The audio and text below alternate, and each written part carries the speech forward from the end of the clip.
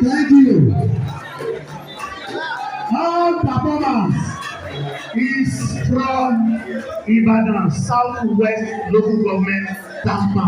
No machinery, no anything. Àwọn tó perform lákọ̀ọ́kọ́ mẹ́mbà sí ata ni wọ́n. Àwọn tó perform lẹ́ẹ̀kejì mẹ́mbà sí ata ni wọ́n. Àwọn tó tún pọ̀ lẹ́ẹ̀kẹta á sí ata ló lé gbogbo wa. Sáàsì ata ló lé mi náà ni. Èrò ọkọ̀ àwọn èèyàn dára. Mo dá yín náà tó kù.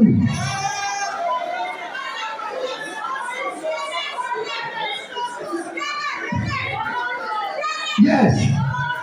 Ẹ jọ̀ọ́ tí mo bá ti gbé máìkì lẹ̀ ó ní ìṣẹ́jú márùn-ún Blue House náà bẹ̀rẹ̀ o tí mo bá ti gbé máìkì lẹ̀ ló bẹ̀rẹ̀. Lẹ́yìn yẹn ẹ jọ̀ọ́ ẹ fún mi lórúkọ àwọn awọ́dí ẹ fún mi lórúkọ.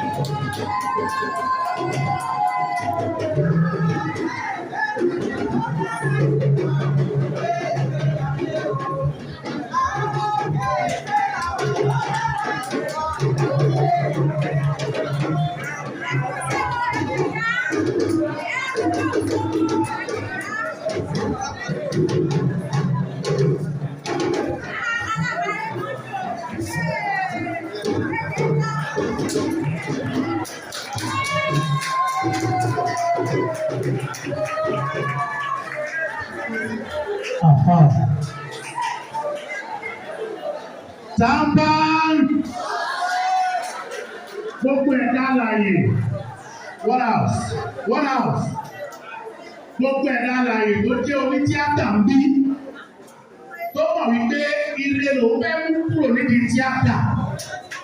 Mo fẹ́ kó dance slogan yẹn. Tampan. Okay. This is Ọ̀yọ́ State. Gbogbo ọmọ Ọ̀yọ́ State tó wà ń bí. Tó máa kọ́ owó fi ọwọ́ ọ̀hún ṣe dáadáa láyé. Ọ̀yọ́ ọmọ bẹ́ẹ̀. Àwọn ọmọ mi lẹ́kùn sí. Okay, máa ń lo àwọn sáàtù ẹ̀ ní ìsìn ọ̀pọ̀lọpọ̀ àwọn anúwà lẹ́yìn stage. Ìlú lè wọ́n pọ̀. Ṣé àpè náà ni? Màá bá wọn pè máa fẹ́ láì pè sí wọn náà. Gbogbo ọmọ sáàtù ẹ̀ pátápátá tó wà ń bí. Àti àwọn tó tẹ̀lé àwọn ọmọ sáàtù ẹ̀ sì wá. Tí wọ́n bàbá wọn ṣe rere dáadáa láyé. Dárígbà pé sáàtù ẹ̀ kàmpọ̀ ò ní tú. Sáàtù ẹ̀! Àwọn ọmọ ẹgbẹ́ wa ní gbogbo àwọn tó wà pọ̀ ló máa ṣe rere. Ẹ̀ máa máa sọ ìṣe ìsára. Ẹjọ́ àwọn mẹ́mbà wa tó bá jẹ́ Southwest member, tó bá wà lórí ìdílé.